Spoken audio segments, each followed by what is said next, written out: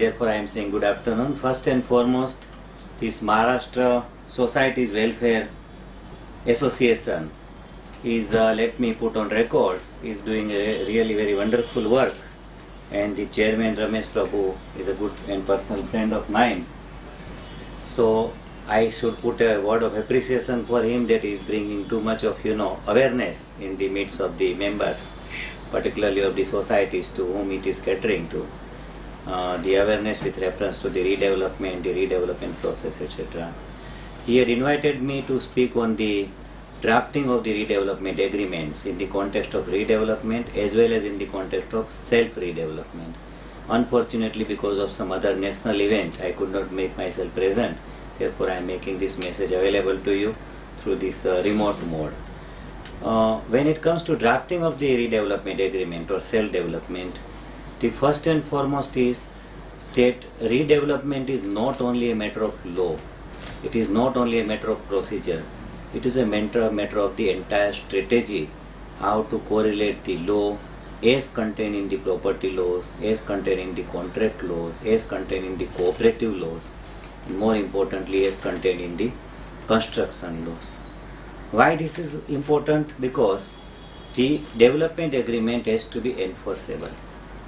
Now if enforceability is left in such a manner that if I read the clauses of the redevelopment agreement and I find that one of the clauses is not being implemented, and if I have to approach the court of law, then in the Indian context, my approaching the court of law will mean that I have to punish first myself, maybe for 5-10 years. Then I may get the justice.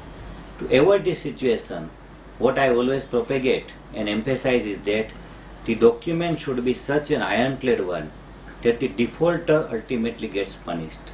When the defaulter knows that my default will punish me more than the other side, then there is strong disincentive, strong discouragement to make that default, and therefore he will refrain from defaulting, and that is what we mean by the ironclad document. Another aspect which is very very important is that in redevelopment the clauses are to be drafted with reference to what is happening really in the real estate market.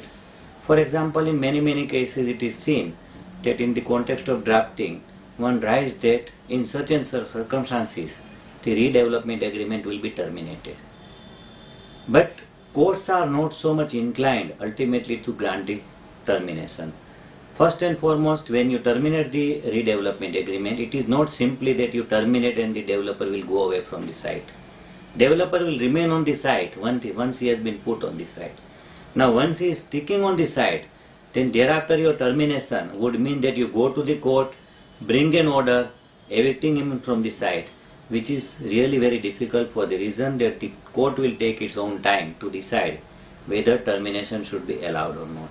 Secondly, simpliciter in the agreement it is mentioned that it will be terminated. Court is not so much inclined to grant the termination for the reason that the most of the development agreements, the developer has been allowed to create third party rights. Once he is allowed to create third party rights, then the court will take a view that this is a dispute between the society and the developer at the most. How the bona fide purchasers can be punished for such termination. So by and large it is observed in last 10 years or so that particularly Bombay High Court is not so much positive about granting the termination. At the most you may be compensated for whatever losses you are suffering, but termination simplicity written in the development agreement would be effective is probably wrong notion based on various judgments.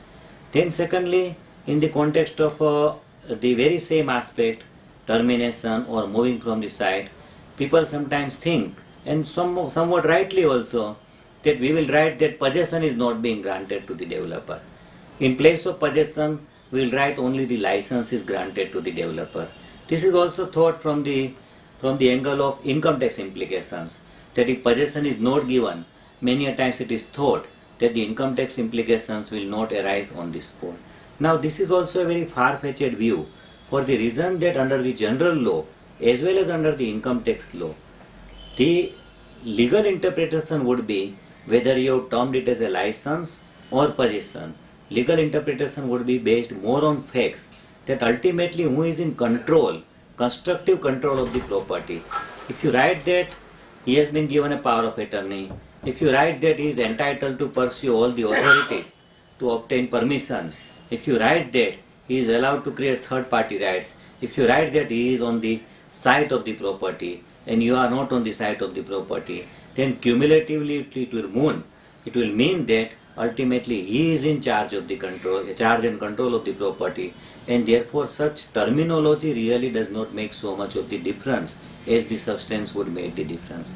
Therefore one should be advised that in drafting the substance should be given more importance than the pure literal terminology, which is not so much of helpful. Incidentally, when it comes to taxation, there also many views are prevailing, and all the views are correct also, for the reason that the first time in the context of Shailaja Cooperative Housing Society at Ghatkopar, when I brought the judgment that redevelopment would not be taxable at all. It was a big news in all the newspapers, including Economic Times, including Times of India, including Gujarat Samachar, DNA, and most of the other newspapers. Why? Because this was an eye-opening judgment. It was a landmark kind of the judgment that people for the first time accepted. The tribunal court for the first time accepted that yes, redevelopment can be without income tax also. But one should remember that ultimately the court has never laid down the law that redevelopment is taxable or redevelopment is not taxable. Tribunals and courts have gone on to the substance of the once again agreement. How the scheme has been structured in the development agreement, what is being transferred, when it is being transferred, what is being transferred, whether it was subject to cost or not, or otherwise some Supreme Court judgment envisaging that no cost, no capital gains, those also can be applied. So unless all these things are drafted very clearly and bring out a clear structure of the transaction, then tax implications may not be envisaged also. And therefore I would emphasize that drafting will have many tax implications. How the document has been drafted will decide how the income tax will arise, how the service tax will arise, how the VAT will arise. And you can't draft a document to disregard all these three important taxes in the country. Therefore I would submit finally that drafting of the document would ultimately decide all these tax implications, and therefore the methodology should not be followed as it is sometimes followed, that first draft the agreement and then go for the tax consultancy. In that case, tax consultancy will mean only a post-mortem kind of exercise. If you want to really consider the tax, then while drafting the document itself, you have to visualize that which particular kind of structure will mean what, so that tax implications will come in which manner.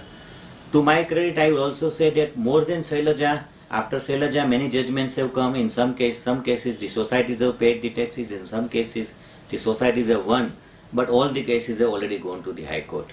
Now more important judgment which I could bring was the Aerovilla Society. Aerovilla Society for the first time, and it is the only judgment so far of the tribunal where my view was accepted that society is not the owner of the property, but it is the individual member who is the owner of the property. Now individual owner of the property being projected as such is also entirely based on the drafting of the document. You can't sign any development agreement projecting society as the owner, and thereafter you can say in the tribunals and courts that no, member is the owner. When we say that member is the owner of the property, many a times you get resistance also from the builders and developers that they are not ready to sign such document. They should also be convinced properly that member is the owner of the property does not mean that single member will be able to hold the redevelopment.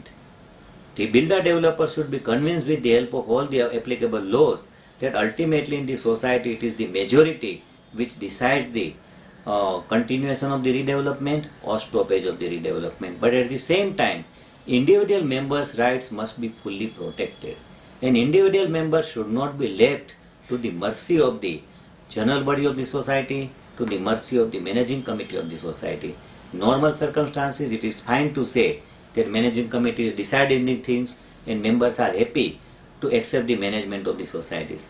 But in the context of redevelopment, every flat owner has equal right, and therefore I emphasize that member must be projected as the owner of the property, so that if some default arises in the context of any of his own rights, then he can intervene the redevelopment and remedy his rights on the basis of his own individual agreement as well as on the basis of the redevelopment agreement. It is not possible to say in the redevelopment agreement that society is the owner and then in the individual agreement you can enforce his rights.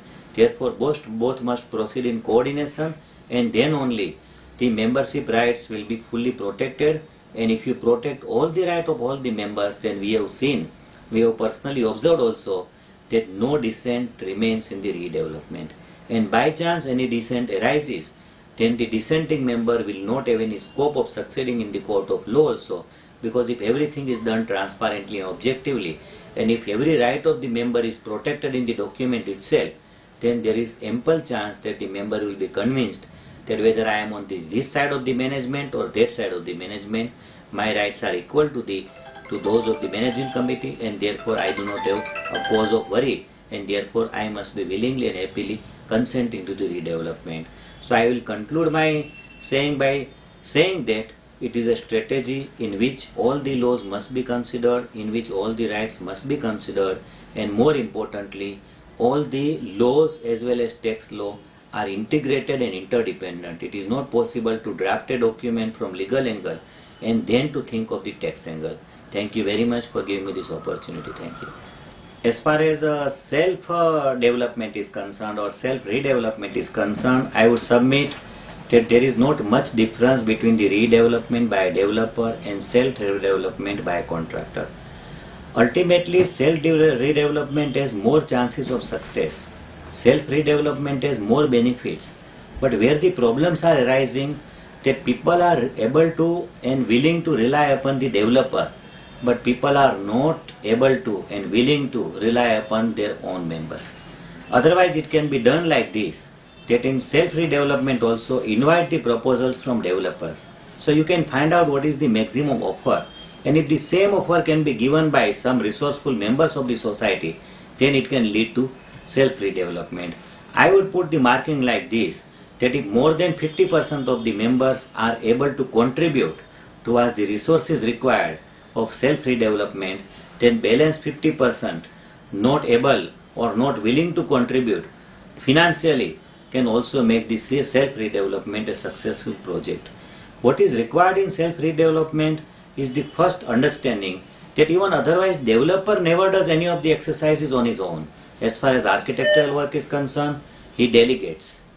As far as contracting work is concerned, he delegates. So most of the works, or rather all the works of construction, are always delegated by the developer. He himself is a risk taker. He himself is a man of resources, and the same resources can be brought out by the society members also, and architect and contractors can be appointed by the society also. In the context of big projects, one can also think of appointing the contractors like L&T or say Gannon Dunkerley, etc. But what is the important aspect is that in self-redevelopment the safety level is very, very high, for the reason that society remains continuously in possession from the beginning till the end. So virtually no wrong can happen, and even if some wrongs are possible, then those wrongs will never lead to lack of safety of the project, lack of safety of the repossession. And therefore I would strongly recommend that self-redevelopment is far better an answer. And not only so, in self-redevelopment members can demand more benefits also than those benefits which are offered by highest tender also. And therefore it will be a win-win situation for those who are resourceful members and those who are not resourceful members. In self-redevelopment there are already judgments in the income tax, because of the concept of mutuality. No tax implications also will come in the self-redevelopment. So on tax side also one remains very, very firmly footed from the beginning till the end also. So I would submit that self-redevelopment should be explored whenever it is possible, with the help of at least 50% of the members contributing. And these cooperative banks also, particularly Mumbai District Cooperative Bank, the Maharashtra State Cooperative Bank, are also very much ready and willing to finance the self-redevelopments. So some resources will certainly be required in the concept of TDR purchase particularly, but that some members can definitely bring into, and self-redevelopment can be financially also partly by the own funds and partly by the borrowed funds. Thank you very much.